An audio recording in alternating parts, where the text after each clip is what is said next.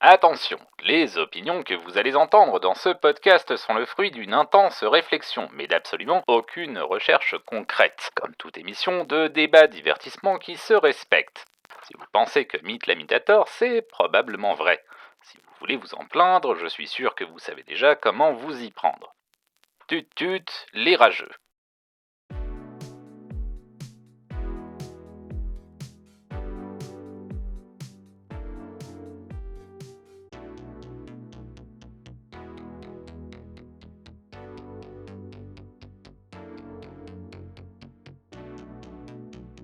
Salut tout le monde et bienvenue dans Hot Takes et Slow Burn, le podcast qui distille les cerveaux et rince les opinions. Je suis Mythe la Mythe, j'ai beaucoup de choses à dire, j'ai que ça à foutre, et pour cette émission je suis rejoint par Stéphane. Salut Stéphane. Salut Mythe. Alors Stéphane, c'est pas du tout la première fois que tu viens dans Hot Takes et Slow Burn, hein, et tu viens souvent pour parler de Zelda, hein, il me semble. Oui, c'est vrai. En plus, là, tu m'avais dit de faire un podcast justement sur Ocarina of Time que je n'avais jamais fini. Donc, c'est pour ça qu'aussi que j'ai mis un peu de temps parce qu'il a fallu que je trouve le temps de pouvoir recommencer le jeu de zéro et le faire en entier. Ok, très très bien. Donc, est-ce que tu veux te présenter pour rafraîchir la mémoire de notre public ou tu veux Oui. qu'on entre dans le vif du sujet? Bon, on peut y aller. Oui, moi, Stéphane, je suis programmeur gameplay, aspirant game designer. Ça fait quelques années que je fais du jeu vidéo et j'aime bien en parler, jouer, créer, toutes les facettes. Ok. Parfait. Donc, oui, cette année, là, 2026, en plus, c'est les 40 ans de Zelda, donc faire un épisode sur Ocarina of Time, dont les rumeurs disent qu'il y aurait un remake sur Switch 2 qui est dans les tuyaux, ça me paraît pas déconnant. Alors, sans entrer dans trop de détails, parce que des détails, on va en avoir dans la deuxième partie, dans le vif du sujet de l'émission, mais toi, qu'est-ce que tu en as pensé d'Ocarina of Time? Alors moi c'était une situation un peu particulière parce que je l'avais commencé sur GameCube il y a très longtemps après avoir fait Wind Waker et là j'y suis enfin retourné sur Switch 2 avec la manette 8-bit 64 du coup qui me permettait d'avoir une vraie disposition des boutons et avec pas mal de choses qui étaient petit peu un bon avantage qui était notamment le fait de pouvoir faire un rewind parce que j'étais sur émulateur. Et j'ai passé un bon moment. Honnêtement, j'ai passé vraiment un bon moment. C'était assez cool, c'est assez fascinant de voir à quel point ils ont inventé des choses. Euh, mais j'étais aussi content d'avoir mon rewind pour pouvoir gérer un peu toutes les frictions qui, à mon avis, m'auraient rendu mon expérience moins bien. Par exemple, quelques trucs en 3C qui faisaient qu'on tombe facilement pour éviter aussi de recommencer les mini-jeux, ce genre de choses. Donc en fait, j'ai passé une bonne expérience que je recommande, plein de choses que j'ai beaucoup aimées, des surprises, mais faut reconnaître que j'ai eu quand même quelques outils dont j'ai pu abuser, notamment aussi pouvoir mettre en pause la console à tout moment et pas devoir m'arrêter à une sauvegarde et tout, qui m'ont quand même rendu fluide l'expérience. Donc si j'ai espoir que si jamais il y avait un remake, de toute façon ces choses-là seraient là. Donc du coup, super bien quand on n'a pas plein de frictions qui sont un petit peu antédiluviennes maintenant. Ouais, moi mon expérience, on l'a eu à Noël 98 sur la Nintendo 64. C'était vraiment complètement ouf de jouer à ce jeu-là quand il est sorti. Quand il y a eu un backlash sur Wind Waker, on a parlé toi et moi de Wind Waker dans Texas Slow Burn, hein, sur les graphismes en cel shading et tout. J'ai développé en réaction une espèce de haine complètement irrationnelle pour Ocarina of Time. Parce que je voyais les gens qui s'énervaient sur Wind Waker comme étant eux-mêmes irrationnels dans leur attachement à Ocarina of Time. Et donc je me suis un petit peu éloigné du jeu pendant quelques années. J'y ai rejoué sur 3DS en 2017, après avoir joué à Breath of the Wild, et je me suis rendu compte qu'on retrouvait beaucoup de choses de Breath of the Wild déjà dans Ocarina of Time. Ça m'avait beaucoup étonné, parce que je pensais pas qu'il y aurait tellement de points communs. Je pensais que Je pensais que Ocarina of Time posait les bases du jeu d'action à la troisième personne en 3D de manière assez large, mais il y a beaucoup de graines de ce que d'autres Zelda 3D ont fait qui sont bien plantées déjà dans ce jeu-là et qu'on retrouve jusqu'à Breath of the Wild et Tears of the Kingdom. Ah, des graines un peu. Oui, l'aspect un peu systémique, un peu embryonnaire, je suppose, un peu la Ouais, par liberté exemple. de là où tu vas aller. C'est vrai que moi, je me suis fait la remarque. Il y avait déjà cette réflexion de. Bon, alors, c'est pas non plus quelque chose de révolutionnaire, mais du feu, ça peut brûler le bois et tout. Alors qu'il n'est pas du tout autant généralisé que dans Breath of the Wild, au point où il y a un moment où je l'ai même pas fait en me disant, bah non, tu réfléchis trop comme dans un jeu moderne, ça va pas marcher. Il se trouve que ça marchait sur cet objet en Ah oui, particulier. c'est ça qu'il fallait faire quand même, ouais. On Voilà, a eu c'est le même ça qu'il fallait problème. faire. On a eu le même Voilà, problème dans le même donjon. voilà, exactement dans le même donjon. Mais c'est vrai que tu as quand même les briques qui sont là, un peu de liberté, de pas trop t'indiquer par moment où aller, et à d'autres moments de vraiment t'indiquer où aller. Tu reconnais quand même effectivement l'ADN que tu vas retrouver après dans les autres jeux. Même s'il y a quelque chose qui, moi, me faisait du bien par rapport à Breath of the Wild que j'ai beaucoup aimé, mais qui est quand même un autre type de jeu qui était vraiment la partie très handcrafted de vraiment je vais dans des donjons qui sont bien réfléchis, dans un ordre qui est bien réfléchi, avec un vrai contrôle de mon expérience que j'ai moins retrouvé après. Et ça m'a aussi fait comprendre malgré tout, parce que j'ai fait Majora's Mask jusqu'après, qui était que autant la remarque Wind Waker c'est nul et je veux un truc adulte.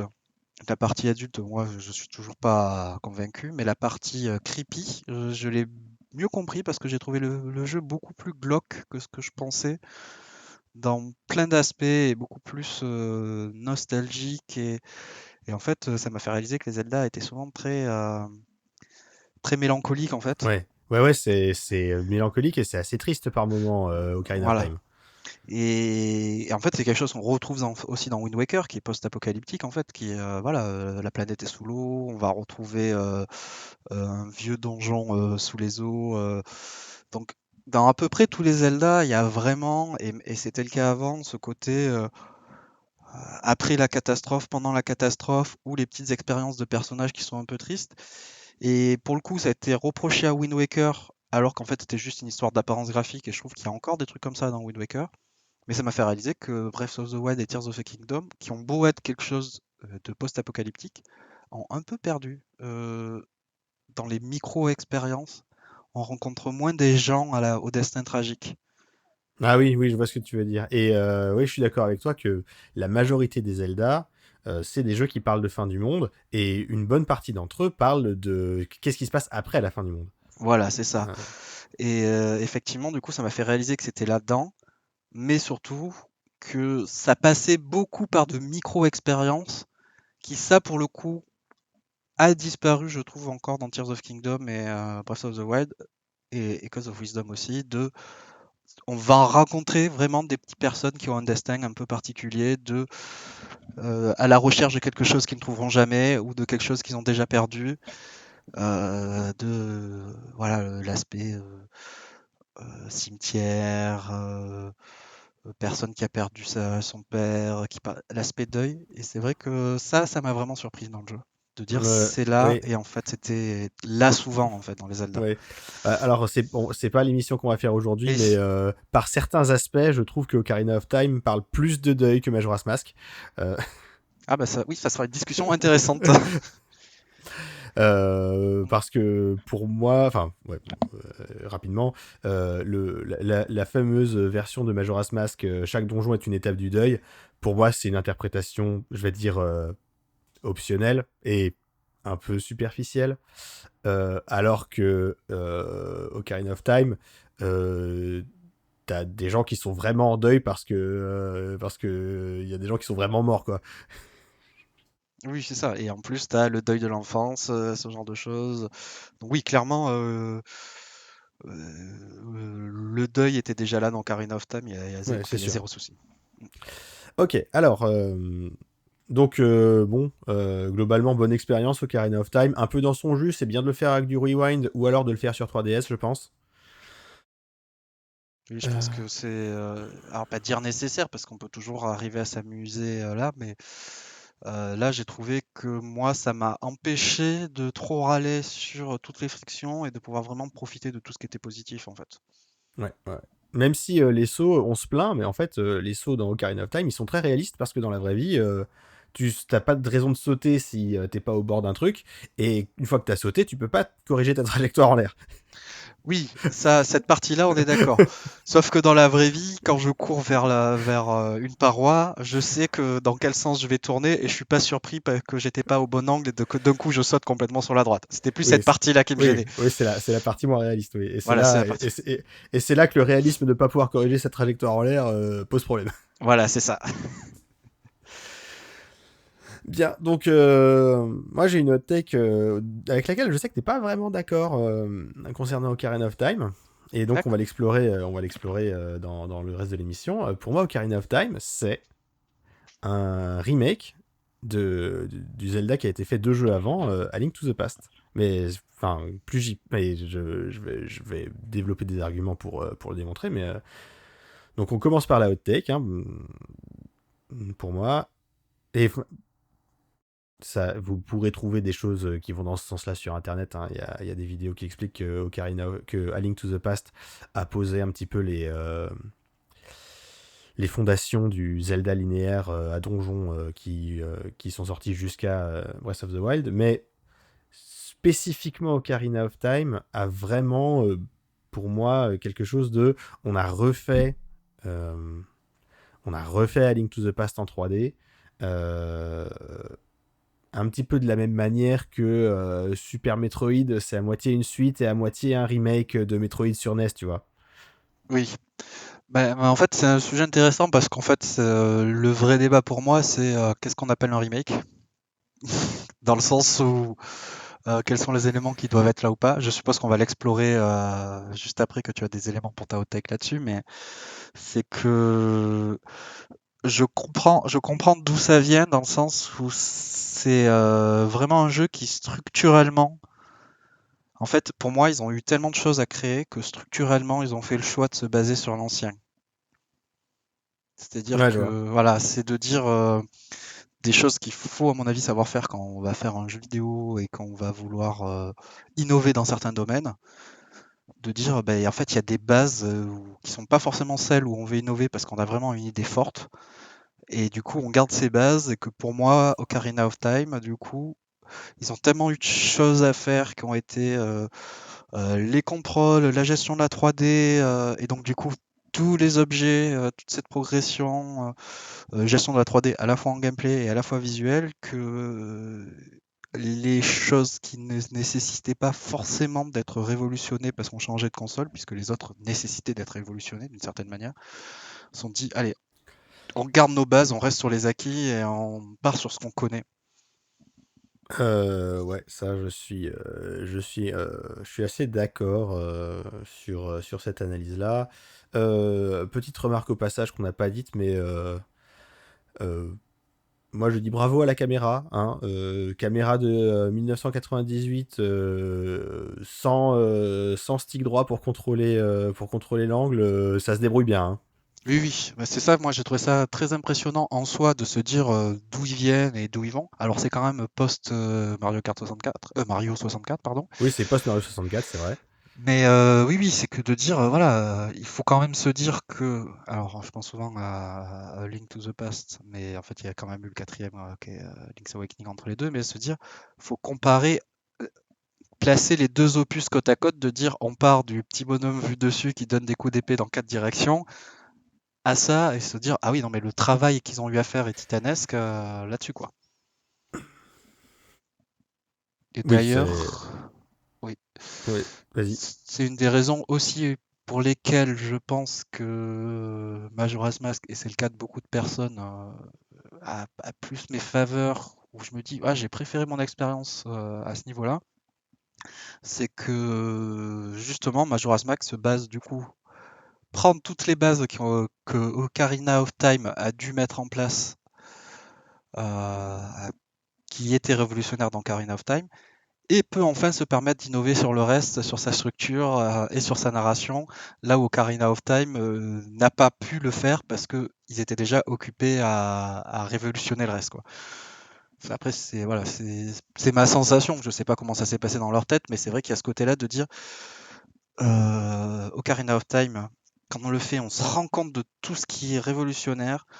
Il y a plein de choses super à faire, mais il y a ce côté, c'est familier dans sa structure, dans ses ambiances, dans ses univers, dans ses biomes, Mm. qui a beaucoup moins dans Majora's Mask, qui pour le temps se base sur plein d'assets déjà faits, plein de choses déjà faites, mais qui du coup peut innover sur le temps, ce que fait beaucoup moins Ocarina of Time, qui pour moi a beaucoup plus le même temps que Link to the Past.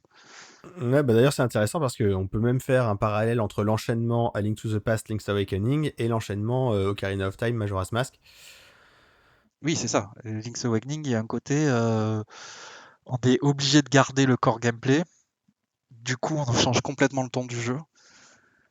Ouais. Et un peu pareil, effectivement, tu as raison sur Majora's Mask. Ces deux jeux qui ont un peu le même truc de je me base sur les bases solides, vraiment core gameplay, et du coup, je peux innover sur tout ce qui est narratif, en tout cas innover. Être original ou être tranchant par rapport au précédent sur tout ce qui est narratif, tonal, etc., quoi. Ouais, c'est hyper intéressant, mais c'est pas ça qu'on va faire aujourd'hui, Stéphane. D'accord. Ce qu'on va faire aujourd'hui, c'est un quiz. Alors, vous allez me dire, ah oui, mais Mythe, déjà en avril, tu nous as fait un quiz, qu'est-ce qui se passe? Ça devait être des quiz Hot Text et Slowburn. Alors non, pas vraiment, mais bon, c'est un format que j'essaie d'explorer pour voir les différentes manières dont je peux apporter mes hot takes. Et puis, je trouve qu'il y a des situations dans lesquelles ça s'y prête. Hein. Donc, si vous avez écouté mon épisode sur Donkey Kong Bonanza et Devil May Cry 5, vous allez être en terrain inconnu. La différence là, c'est que vous n'allez pas être seul à jouer, chers auditeurs, puisque Stéphane va jouer avec moi en direct. Alors, ce quiz, il y a deux promesses que je vais te faire, Stéphane, et je vais les tenir, ces promesses. Il y a toujours une bonne réponse à la question. Et la bonne réponse n'est jamais les deux. D'accord. Donc, ça va être des quiz à choix, c'est ça? Alors, les choix sont très simples. Hein. Je vais décrire un élément de jeu et tu vas me dire si c'est dans Ocarina of Time ou si c'est dans A Link to the Past. D'accord. Donc, il y a toujours une bonne réponse, c'est jamais les deux. Ça, ce sont les deux promesses D'accord, que je c'est te fais. jamais dans les deux jeux. D'accord. Ah non, non, j'ai pas dit que c'était jamais dans les deux jeux. J'ai dit que la réponse à la question n'était jamais les deux. D'accord. Ok. Bon, on va voir comment ça va se passer parce que je suis confus. Ok. Bon, on va commencer avec des questions préliminaires faciles, et puis ensuite ça va grimper un petit peu en difficulté. Donc on y va. Question 0. Stéphane, entre Ocarina of Time et A Link to the Past, dans quel jeu peut-on voyager à cheval? Ocarina of Time. Exact, très bien. Donc on commence avec une bonne réponse, tu vois, on commence doucement. D'accord. Ok. Question 0 prime. Entre Ocarina of Time et A Link to the Past, dans quel jeu y a-t-il un donjon majeur sur le thème de la glace? Thème de la glace. Pour moi, il n'y a que A Link to the Past puisque le donjon de glace dans Ocarina of Time n'est pas majeur. Après, Très bien. il y a de la glace, il me semble, dans certains. Ah non, je me mélange avec Majora's Mask. Mes excuses. Non, mais c'est ça. Hein, c'est dans A Link to the Past, hein, le fameux donjon du 5e cristal, hein, le palais de la glace. Oui, c'est ça. Le donjon dont le gimmick est de devoir le faire 2 fois pour que les blocs soient baissés la deuxième fois où on passe pour pouvoir faire tomber un rocher à l'étage en dessous et pouvoir activer un interrupteur. Oui, c'est ça, c'est le donjon de l'eau dans Ocarina of Time. En termes d'énormes galères, oui. Oui. Ok, à partir de là, la difficulté augmente. J'insiste, hein, il y a toujours un seul jeu qui est la bonne réponse, même si tu as l'impression que ça s'applique aux deux. D'accord. Alors, Stéphane, attention. Entre Ocarina of Time et A Link to the Past, dans quel jeu faut-il collecter dans un premier temps 3 bijoux, un vert, un rouge et un bleu? 3 bijoux, un vert, un rouge et un bleu. Du coup, tout dépend de la définition de bijoux, mais je dirais que on va partir sur Link to the Past.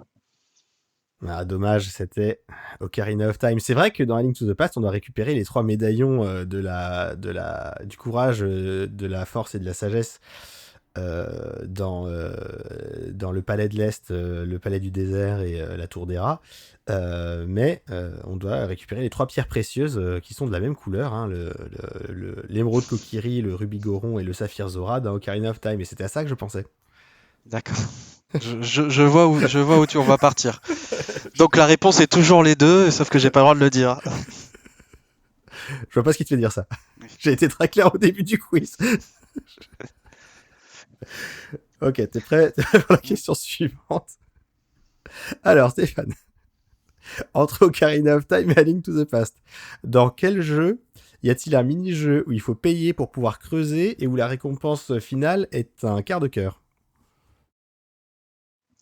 Je pourrais argumenter que dans Ocarina of Time, ce n'est pas un mini-jeu, parce que ce n'est pas construit comme cela, donc je dirais A Link to the Past. Ah, Ça t'embête, dommage. hein? Non, dommage, c'était Ocarina of Time pour cette question-là en particulier, puisque donc tu as raison, hein, il y a un mini-jeu dans le monde des ténèbres dans A Link to the Past où on paye 80 rubis pour avoir une pelle et on creuse dans le champ jusqu'à trouver le quart de cœur. Mais là, je pensais au cimetière dans le village de Cocorico où, alors je sais plus exactement comment ça s'appelle, mais c'est une activité à but lucratif de Igor, hein, de payer pour donner des coups de pelle. Alors évidemment, c'est pas Link qui creuse, mais j'ai pas dit que c'était forcément Link qui creusait. Oui, et je crois que c'est appelé comme un jeu, venez jouer au jeu de machin, effectivement. Ouais. La différence étant que tu paies pour qu'il creuse, alors que j'allais dire le premier, dans A Link to the Past, tu paies pour avoir un mini-jeu pendant lequel tu vas creuser. C'est ça, tu payes pour louer la pelle alors que tu payes au coup de pelle dans Ocarina of Time. Oui, c'est ça. Alors, t'es prêt pour la question suivante? Vas-y, je suis prêt. Alors, entre Ocarina of Time et A Link to the Past, dans quel jeu l'aventure est divisée en 2 parties et où la deuxième partie a un ton plus sombre que la première? A Link to the Past. Je te Alors, sollicite. non, c'est Ocarina of Time. Je vais te montrer quand même, pour pas que tu crois que je me moque de toi, c'était vraiment Ocarina of Time, hein. C'est vrai que dans A Link to the Past, on passe du monde de la lumière au monde des ténèbres et que les trucs dans le monde des ténèbres, la musique des donjons, elle est plus stressante. Les environnements, les rochers, c'est des crânes, des choses comme ça. Et que c'est présenté comme étant un monde qui a été perverti par le pouvoir maléfique de Ganondorf. Mais dans Ocarina of Time, t'as quand même cet énorme traumatisme dans la deuxième partie du jeu où Link devient adulte, il sort du temple du temps, le bourg d'Hyrule a été complètement ravagé, il y a cet énorme nuage de flammes autour du mont du péril, la place du marché est hantée par des zombies, donc l'explication la moins glauque, c'est que ces zombies ont envahi la ville et les villageois se sont enfuis. L'explication la plus glauque, c'est que ces zombies sont les villageois qui se sont fait buter.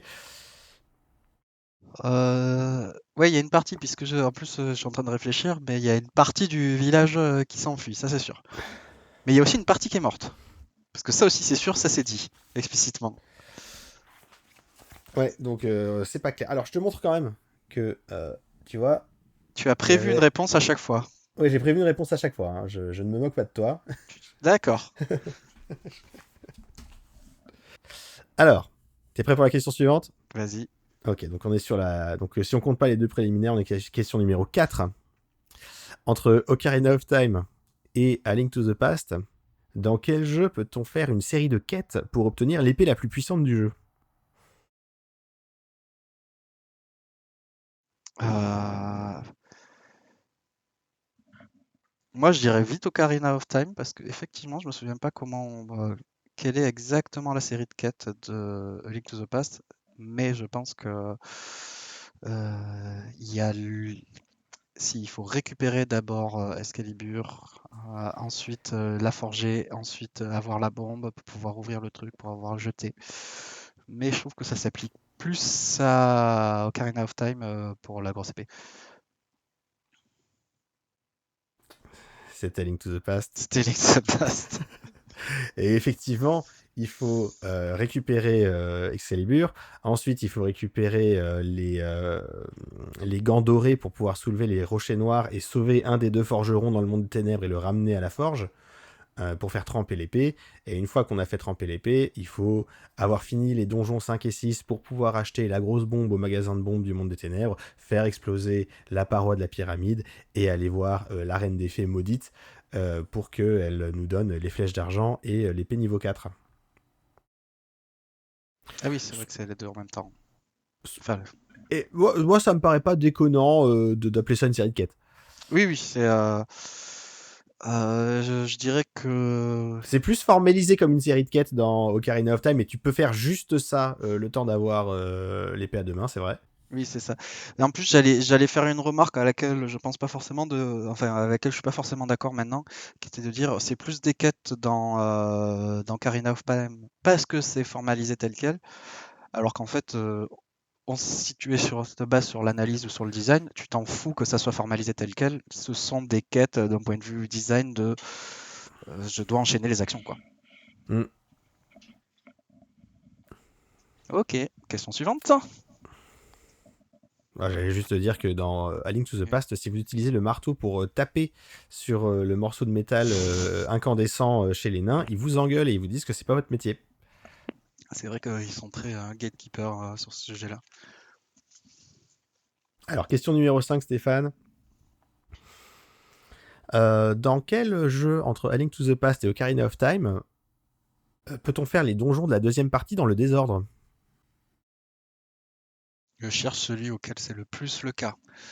Euh, Parce qu'en fait, dans A Link to the Past, tu es encouragé à le faire. Enfin, tu es encouragé à le faire, non. A Link to the Past, pas, tu es encouragé à le faire dans le bon sens, mais tu peux faire dans l'ordre, alors que dans Ocarina of Time, il y a un bon sens que tu peux complètement éviter par erreur, quoi. Tu sais pas forcément quel est le bon sens. L'histoire t'y amène. Donc je dirais plus Ocarina of Time pour cette raison-là. Même si A Link to the Past, tu peux faire pas mal dans le désordre, 3 ou 4, je crois. C'est une bonne réponse. Oui. C'était effectivement Ocarina of Time, où non seulement on peut faire les donjons 4 et 5 de la deuxième partie dans le désordre sans faire exprès, parce que le temple de l'ombre et le temple de l'esprit n'ont pas d'éléments qui lient l'un à l'autre. Il n'y a pas besoin du trésor du temple de l'ombre pour pouvoir faire le temple de l'esprit. Et si on sait ce qu'on fait, on peut même faire le temple du feu et le temple de l'eau avant le temple de la forêt. D'accord. Par exemple, si tu fais gaffe à comment tu utilises tes petites clés, tu peux faire le temple de l'eau sans avoir besoin de l'arc. Ah, d'accord, je savais pas ça. Et parce qu'il y a aussi un truc dans A Link to the Past, si je dis pas de bêtises, tu peux faire dans le désordre, notamment parce qu'il y en a un qui est vraiment isolé. Je crois que le 4, en fait, tu peux vraiment le faire avant le 3 parce qu'en fait, il n'y a pas besoin de faire l'un avant l'autre. Et après, tu as des cas où vraiment tu peux aller chercher l'objet dans le donjon, ressortir et aller commencer celui d'après. Il y a aussi ce cas-là, ouais. Alors, il n'y a pas que ça. En fait, il y a plein de trucs que tu peux faire. Euh, Le donjon 4, effectivement, il y a besoin de rien en particulier. Je me demande, tu dois même pouvoir le faire avant le donjon 1, si tu sais où il est. Je me demandais ça, mais je me demande si t'es pas juste bloqué en termes de passage avec les marteaux qui ont besoin de téléporter au bon endroit. Ah oui, Je oui, pense t'as que raison. voilà, t'es quand même Alors, bloqué sur ton chemin pour y aller. T'es bloqué par le marteau, ouais. T'as besoin du marteau. Mais une fois que t'as le marteau, t'es vraiment très libre. Et Oui. moi, j'aime bien commencer par le donjon 4 parce que les gants jaunes, c'est quand même ultra pratique dans le monde des ténèbres pour faire le reste. Ce que j'aime bien faire aussi, c'est faire le donjon 6 avant le donjon 5 parce qu'avec la canne de Somaria, la grande énigme qui t'oblige à faire le tour 2 fois du donjon dans le donjon 5, t'es pas obligé de le faire puisque tu peux juste mettre un bloc de la canne de Somaria sur l'interrupteur et passer à la suite. Et ils ont modifié l'énigme dans la version GBA pour que tu puisses pas le faire. D'accord. Je croyais qu'ils avaient modifié pour faciliter le jeu, mais non, en fait, ils l'ont modifié pour que tu puisses pas sequence break. Ils ont patché, ils ont patché l'exploit. D'accord, je ne savais pas. Ok, bah écoute, c'est un drôle de choix, parce que je pense qu'il ne cassait rien en plus cet exploit. Non, non, moi je trouvais ça même sympa de pouvoir faire les choses dans le désordre. Oui, oui, ouais, c'est vrai que c'était un drôle de choix de la part de Nintendo à ce moment-là. Ouais, Ok. écoute, ils ont aussi supprimé les glitches de duplication d'objets dans Tears of the Kingdom, alors que les quantités de matériaux qu'il faut pour améliorer les équipements est complètement horrible, donc Oui. C'est Nintendo a encore un drôle de rapport au contrôle de ce que fait le joueur et à sa manière de s'amuser. Ironiquement, vu ce qu'est devenu leur vision du jeu depuis Link to the Past, depuis Breath of the Wild. ouais, c'est assez spécial. Enfin, ça, je pense que le but c'est que le design soit hostile et que tu cherches pas à faire 100% sur Tears of the Kingdom. Je pense que c'est vraiment fait exprès, quoi. Je pense que c'est vraiment pour te décourager, mais bon. Ça, le fait que tu cherches pas à faire 100%, Ouais. ça c'est sûr, sur pas mal de sujets en fait. Ouais, ça c'est clairement le cas, le fait de pas avoir de certains compteurs, de te Ouais. surcharger de certains trucs. Parce que les gens, ils faisaient 100% sur Breath of the Wild sans trop forcer, quoi. C'est même marrant à faire. Oui, Ils ont vraiment poussé les potards à fond sur Tears of the Kingdom pour qu'ils le fassent pas, quoi. oui, oui. Euh, Ok. Mais pour A Link to the Past sur GBA, je sais pas ce qu'ils cherchaient à. Bref. T'es prêt pour la question 6? Donc pour l'instant, Vas-y. tu avais des bonnes réponses aux questions préliminaires et sur la question 5, c'est ta première bonne réponse. Parfait. Mais en fait, c'est un jeu de comment réfléchit Myth ou pas. Quelle a été son optique vis-à-vis du truc? Dis-moi. Alors, question numéro 6. Entre Ocarina of Time et A Link to the Past, dans quel jeu le donjon où le donjon dont le trésor est un grappin est un donjon où il faut faire changer le niveau de l'eau pour progresser? Ah, j'avais oublié parce qu'en fait, il y a deux donjons avec le grappin. J'étais en train de penser au niveau de l'eau dans le donjon de la forêt. Je me disais, mais on ne doit pas faire ça. Mais on doit faire ça dans le niveau de l'eau dans le donjon de l'eau, puisque c'est là où on a le grappin le plus long. Et on doit faire ça aussi dans A Link to the Past. Quoique dans A Link to the Past, on fait changer le niveau de l'eau pour entrer, mais je me souviens plus qu'on le fasse, si on le fait un tout petit peu à l'intérieur du donjon. Donc je vais partir sur Ocarina of Time, parce que je pense que tu jouais sur le fait que j'oublierais peut-être le donjon de l'eau pour le deuxième grappin. Et non, c'était A Link to the Past. Mais tu as raison. En fait, le premier grappin dans Ocarina of Time, on le récupère en faisant la course avec le fantôme de Igor. Ah oui, c'est vrai, on l'obtient pas dans le donjon de C'est l'herbe. le premier objet que tu récupères avec Link adulte. C'est vrai, j'avais oublié ça. Et il y a un indice que c'est ça qui va arriver, parce que si tu lis le journal de Igor quand Link est enfant, il y a une entrée dans le journal d'Igor qui dit « Oh, j'ai trouvé un truc qui fait boing boing en creusant dans le sol, je vais le garder comme trésor. » Oui, qui est d'ailleurs un drôle de truc parce que tu penses pas forcément à un grappin tant que tu sais pas que c'est un grappin, que tu dis ok, ça décrit ce que fait un grappin, mais si tu sais pas ce que c'est une drôle de description pour un tel objet. Bah, tu sais que le texte que tu as quand tu trouves le grappin dans le donjon du marais dans A Link to the Past, c'est boing boing, vous avez trouvé le grappin, vous allez pouvoir vous accrocher à tout ce que vous voulez, boing boing. Ah, j'avais oublié ça. Bah, en plus là, je l'ai fait en anglais pour pouvoir avoir les 60 FPS sur. sur la Switch 2. Donc, ah ouais, j'avais oublié qu'il y avait ça. Ça fait longtemps que j'ai pas fait A Link to the Past. Bah écoute, est-ce que tu veux une petite question bonus en Allez, une rapport petite avec cette question question-là? bonus. Petite Dis-moi. question bonus, petite question bonus. Euh,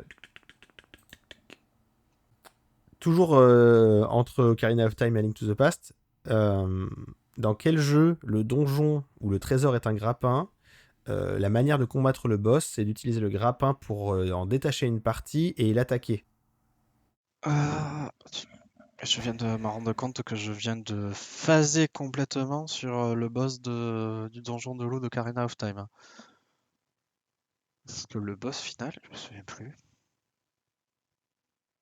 Moi, je vais dire A Link to the Past parce que c'est le premier auquel on pense. Parce que là, c'est très très clair qu'il faut choper toutes les petites bouboules. Mais, mais Ocarina of Time, je me souviens plus. Je me souviens qu'il y en a un boss de ce style peut-être dans Majora's Mask qui ressemble beaucoup à celui sur Super Nintendo. Mais ah si, il faut lui tirer ses tentacules dans Ocarina of Time. Je l'ai. Et du coup, réponse? Ocarina of Time. Alors, c'était A Link to the Past. D'accord. Il reste beaucoup de questions ou... On a fait 6 questions, il en reste 4. D'accord, dis-moi. Alors, question numéro 7. Entre A Link to the Past et Ocarina of Time, dans quel jeu peut-on, à la place de l'épée, utiliser l'objet qui sert à mettre des trucs dans les bouteilles pour renvoyer les projectiles du premier boss que tu affrontes après avoir obtenu l'épée de légende? Là, pareil, tu peux le faire avec les bouteilles dans Ocarina of Time et avec le fil à papillon dans Link to the Past. Donc je vais dire Ocarina of Time. C'était A Link to the Past. C'était Link to the Past. Effectivement, tu as tout résumé. Hein. On peut renvoyer les projectiles de Ganim avec le filet à papillon et on peut renvoyer les projectiles du fantôme de Ganon avec la bouteille. Euh, Je trouve que ça a plus de sens dans A Link to the Past. Parce qu'on peut se figurer l'image d'attraper le projectile avec le filet et de le renvoyer en tournant, alors que mettre un coup de bouteille pour le renvoyer, ça, je sais pas trop pourquoi c'est dans le jeu. Oui, bah c'est clairement le petit clin d'œil au truc d'avant et comme il n'y avait pas le fil à papillon, ils ont dû trouver un autre truc et ils ont fait un peu cette réflexion de ben, c'est le machin qui sert à mettre des choses dans les bouteilles, donc ça va être ce truc-là.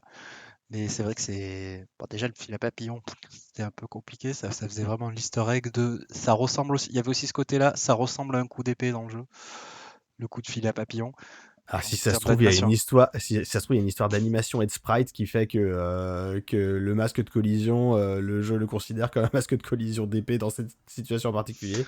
Peut-être, ouais, peut-être que c'est une histoire de flag. Si ça se trouve, c'est une erreur à la base, ou alors c'est de dire, ah ben comme si ça se trouve, c'est exactement le même code que pour donner le coup d'épée, mais avec une hitbox qui est flaguée différemment, et ils ont fait le choix de dire, Ouais. allez, pour le fun, on lui met ce flag-là, parce que les gens n'y penseront pas, parce qu'on lui a mis tous les autres flags qui sont à faux, sauf celui, je renvoie les objets. Ça, faudrait pouvoir parler aux gens pour savoir. Ouais. Et espérer qu'ils se souviennent, parce que d'expérience, parler à des gens sur des jeux qu'ils ont fait, et là, je sais qu'on parle pas d'un jeu qui a 15 ans, mais rien que sur un jeu il y a 15 ans, tu peux parler à deux personnes qui ont bossé sur la même feature, ils ont un souvenir très différent de la raison pour laquelle une feature a été faite. Donc autant te dire que pour un jeu Ouais, qui a là, 30 ans, ouais, vous parlez parler en japonais en plus. en japonais en plus, c'est surtout ça le problème. Alors, question numéro 7. Entre A Link to the Past et Ocarina of Time, dans quel jeu euh, le trésor qu'on obtient dans la première partie du donjon du désert est un gantelet argenté qui permet de soulever des rochers? La première partie dans le monde du désert. J'ai envie de dire Ocarina of Time parce que techniquement, je mettrais pas deux parties dans A Link to the Past. Euh, C'est ton dernier mot? c'est mon dernier mot. C'est A Link to the Past. Parce que il est séparé en deux en fait, le donjon du désert dans A Link to the Past. Il y a les trois têtes et il y a une deuxième partie qui est dans la falaise. C'est vrai, j'avais oublié cette partie-là. En fait, oui, tu le fais pas en deux parties, mais comme quand je dis que tu le fais pas en deux parties, on s'entend, c'est que Oui, oui. tu fais tout d'un coup, mais c'est vrai qu'il est séparé entre les deux étages ne communiquent pas. Qui est, Et tu as besoin du gantelet pour accéder à cette deuxième partie du donjon, dans les deux jeux aussi, hein, puisqu'il y a un énorme bloc qu'il faut pousser avec Link adulte. D'ailleurs, je digresse un peu, mais c'est une construction de donjon que j'aimerais bien voir et qui a été mis un petit peu dans Breath of the Wild et Tears of Kingdom et que j'aime bien, et qu'il y a aussi dans les FromSoft, qui est que ben, les limites du donjon, c'est pas juste une entrée, il se passe des choses. Et qu'il y a un côté, le donjon est intégré au monde. Il y a un peu cette Ouais, réflexion-là de dire le donjon, c'est pas juste ma petite boîte qui était comme ça dans Zelda 1, mais qui est plus un truc de dire ouais, ouais, t'es à l'air libre, mais t'es quand même dans le donjon. voilà. Et tu peux dire une ville pourrait être un donjon composé de plusieurs petits bâtiments, par exemple, si tu pousses un peu l'idée.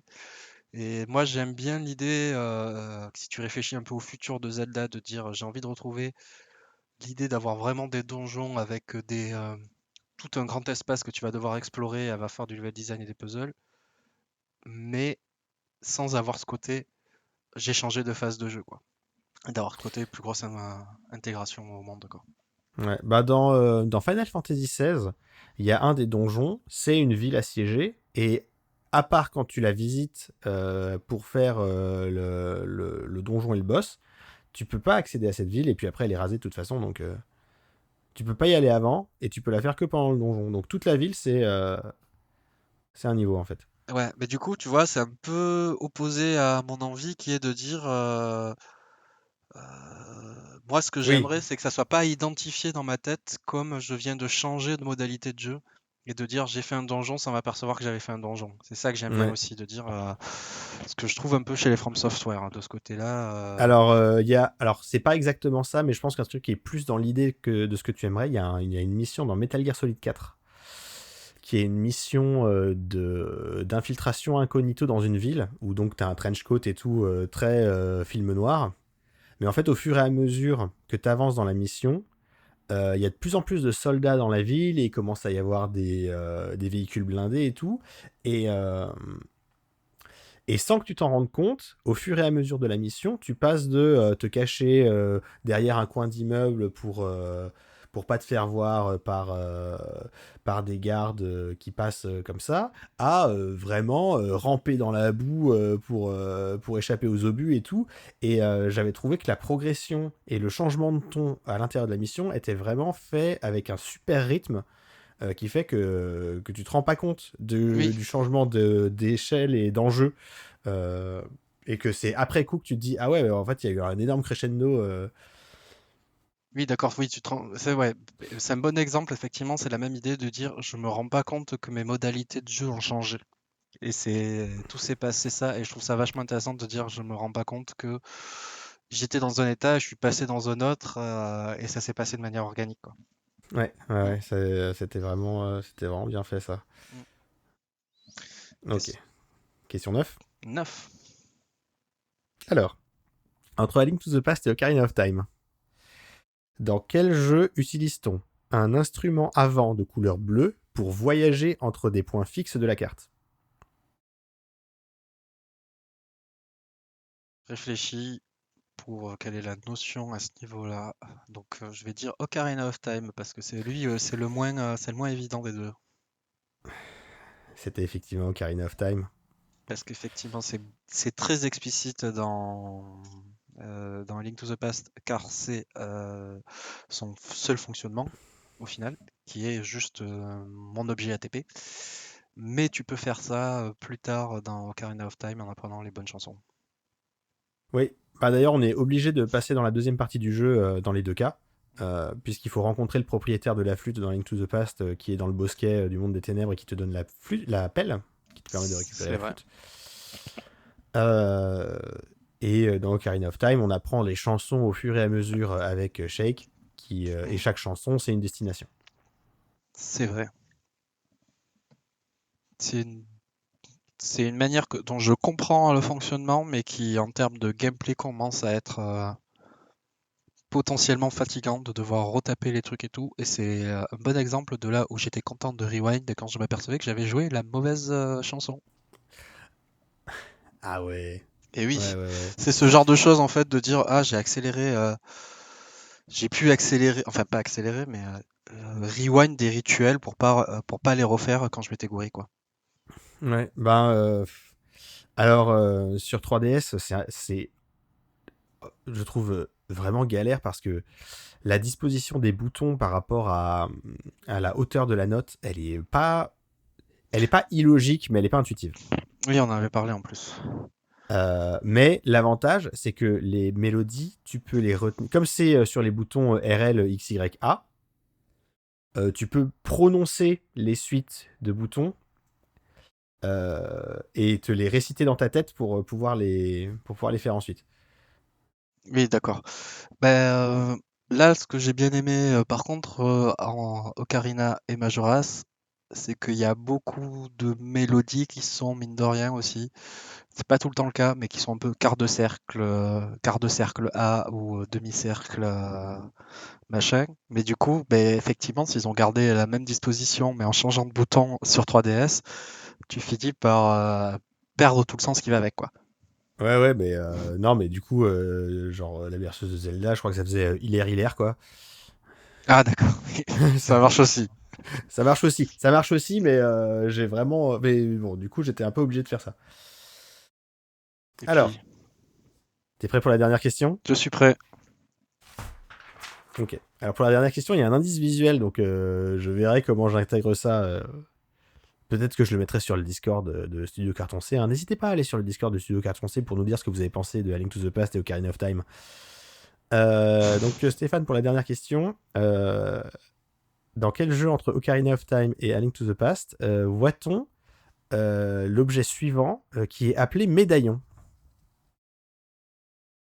Donc là, tu essaies de me feinter parce qu'on le voit très explicitement dans Ocarina of Time, qui est le médaillon avec les comment appelle ça, quatre lunes qui tournent ensemble vers quatre lunes concentriques. Non, les lunes ne sont pas concentriques, mais quatre lunes qui sont organisées en forme de croix, plus ou moins.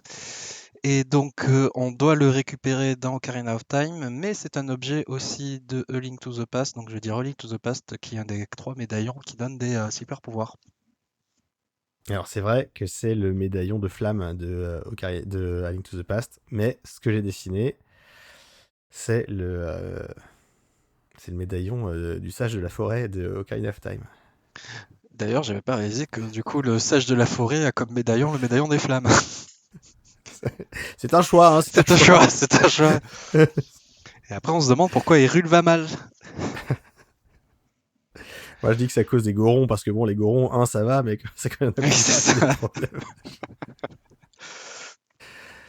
Soit dit en passant, effectivement, en refaisant à la fois Ocarina of Time et Majora's Mask, dans la représentation des races et peut-être des associations qu'on peut y faire, je me suis posé quand même un petit peu des questions sur l'aspect problématique des équipes de Nintendo, parce que parfois c'est vrai qu'il y a des drôles de parallèles que tu peux faire de personnages qui vivent dans la forêt et qui sont bêtes, personnages qui sont gros et qui sont bêtes et du coup ils mangent des cailloux. Ce genre de choses faisait que c'est Non, marrant. je vois pas de quoi tu parles. Ouais, pas du tout.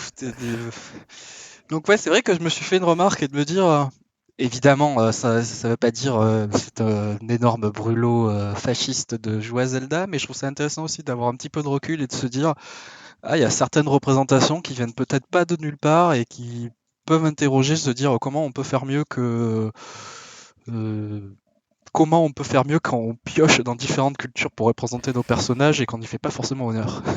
Ouais, bah alors il y a une très bonne vidéo de Skitty Bitty qui avait déjà fait son brûlot de 3 heures sur I Hate Tears of the Kingdom qui parle de l'orientalisme dans la représentation des Gerudo dans Zelda et qui pointe exactement ce que tu dis. C'est hyper intéressant. J'incite tout le monde à aller voir.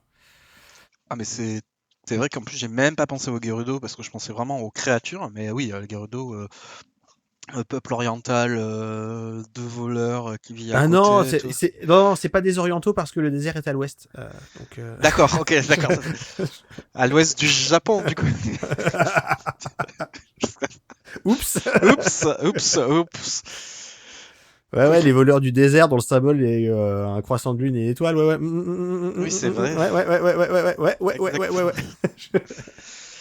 Et ce qui, du coup, Tout- j'allais dire, rend plus intéressant l'aspect pirate, mais ça reste des voleurs dans Majora's Mask aussi.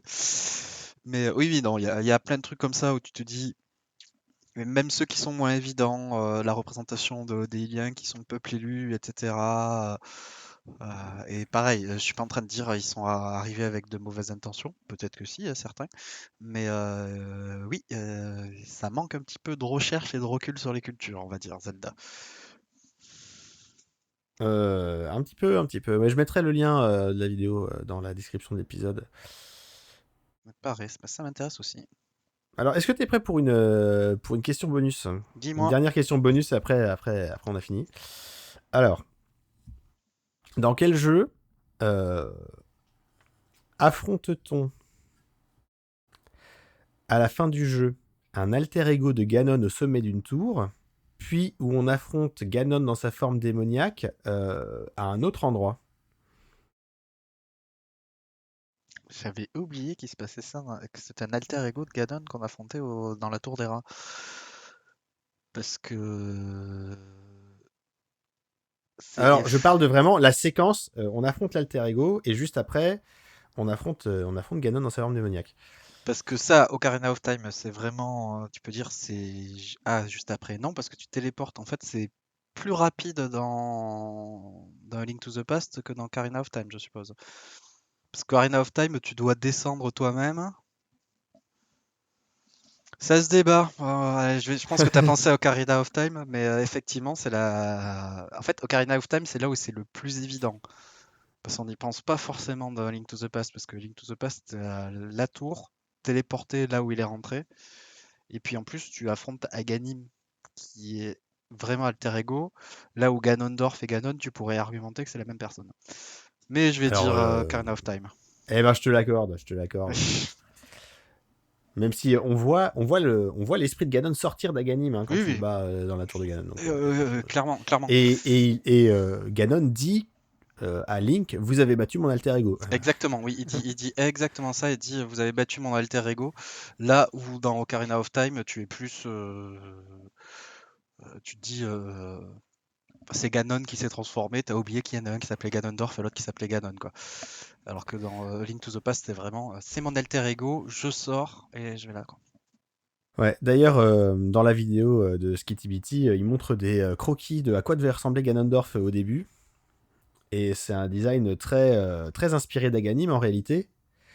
Sauf que Aganim, ben, il a un turban et un gros nez crochu. C'est vrai. Bon, bon. C'est vrai que j'avais jamais réalisé ça, hein. J'avais en fait, mais là, c'est là que tu vois que la culture c'est important parce que c'est pas forcément des associations que j'avais fait quand je voyais Aghanim, parce que pour moi Aghanim c'était Aghanim, et il a fallu que je me pose un peu pour me rendre compte ben, quelles sont les inspirations. Et effectivement, clairement, il a un turban. Clairement, Ah, il a un turban et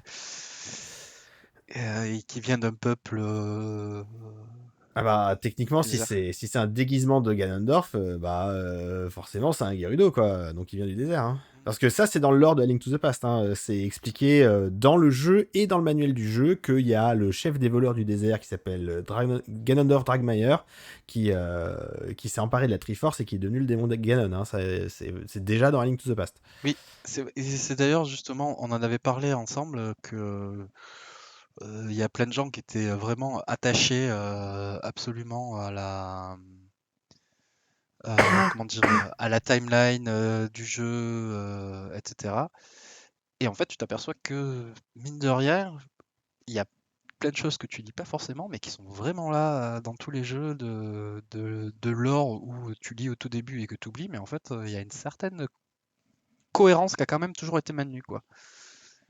Oui, oui, bah, après, il y a. Au fil du temps, bah, vu qu'ils ont accumulé les jeux, c'est devenu plus de la métaphore que Oui. une véritable cohérence, Bah, mais les éléments restent là. en fait, c'est marrant, c'est qu'ils tiennent à apparemment, ce que j'ai cru comprendre, c'est qu'ils tiennent à leur timeline, mais qu'ils s'autorisent toujours pour le jeu actuel à en sortir un peu, ce qui fait que du coup, bah, ça crée tous ces trucs, toutes ces interrogations, etc. Mais effectivement, dans le jeu original, on t'explique bien que c'est des voleurs, des princes des voleurs qui arrivaient et les éléments étaient déjà là, quoi. Ouais, complètement. Alors, j'avais d'autres questions que j'aurais pu poser, hein, par exemple, dans quel jeu le donjon du dernier MacGuffin est un boss où il faut utiliser le feu et la glace pour le battre. Il y a encore Oui, plein oui. de, il y a encore plein de choses, il y a encore plein de parallèles. Donc, tu as eu un score. Tu as répondu juste à 5 questions.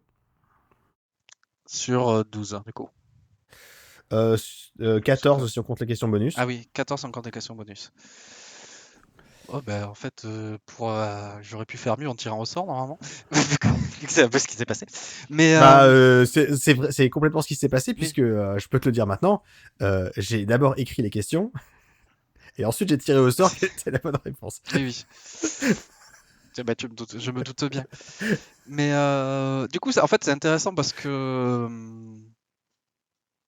j'ai souvent entendu parler de cette partie remake, et ça devient en fait, qu'est-ce qui définit ton genre, ton jeu, qu'est-ce qui est un remake ou pas, de dire est-ce que je considère que Mario Bros 2, pas USA, japonais, est un remake du premier parce que tu fais les mondes dans le même sens, mais juste les niveaux sont différents. Donc c'est une sorte de remake. Est-ce que il faut l'histoire et tout? C'est clairement, moi en fait, c'est vraiment, je le vois comme Ocarina of Time a pris pour Canva A Link to the Past parce que c'était un peu ce qui était connu. Alors de ce que je sais, ça a vraiment été un développement très compliqué Ocarina of Time, donc là, mon analyse est peut-être complètement aux fraises, mais ça fait un peu, on s'est basé sur ce qu'on connaissait parce on est parti un peu partout sur tout ce qu'on connaissait pas. Et donc moi, je le vois pas comme un remake, mais dans le sens où ça cherche pas à créer la même histoire et à faire vivre les mêmes émotions. Après, tu pourrais me dire, La Mouche de Cronenberg, c'est un remake, mais ça cherche pas à refaire ce que faisait La Mouche Noire là dans les années 50. Mais ça en reprend beaucoup d'éléments où c'est fait pour être reconnaissable. Donc, vraie question de quelle était leur approche vis-à-vis de ça. Je t'accorde que c'est très très proche. On va pas, on va pas se mentir.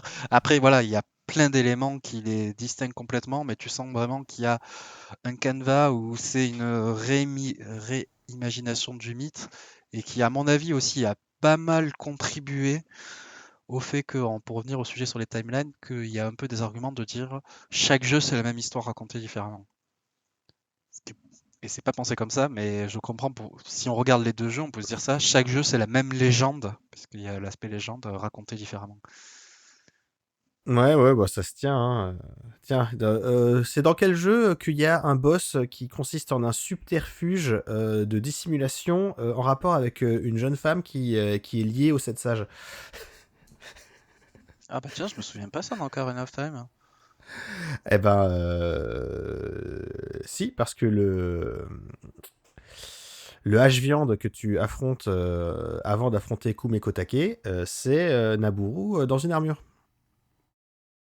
Ah, ah oui, oui, d'accord, oui. J'avais oublié. Oui, la différence étant que dans comment ça s'appelle? Dans Link to the Past, c'est le boss qui est déguisé C'est le en boss qui est jeune femme, déguisé, oui. alors que dans Ocarina of Time, c'est la sage qui est déguisée en boss. Oui.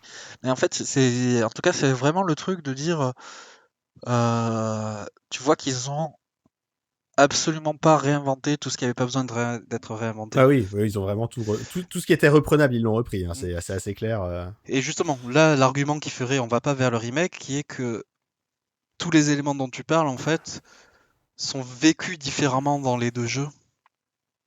Alors que tu pourrais dire dans un remake, tu pourrais partir du principe de dire je vis les mêmes choses, alors que là tu dis je vis des choses différentes, mais en utilisant vraiment les mêmes ingrédients parce que j'ai pas eu le temps j'ai pas eu le temps de faire les courses, j'ai pas eu le temps de réfléchir à de nouveaux ingrédients et de dire c'est pour ça que voilà c'est un petit millefeuille à réinventer quoi, de dire alors on repart sur la même chose et on fait hop hop hop hop hop hop, hop on mélange, ce que fait aussi Majora's Max, mais dans l'autre sens de dire moi je crée un nouveau ton avec mes éléments cœur qui sont toujours là, alors qu'Ocarina of Time me dit ouais, je garde le ton parce que c'est facile, mais après je vais tout réorganiser et tout rajouter. Après voilà, la question c'est est-ce que c'est pas juste les éléments de. À partir du moment où tu te dis pas avoir un grappin, c'est juste un élément de Zelda, ou c'est quelque chose qui rapproche les deux jeux?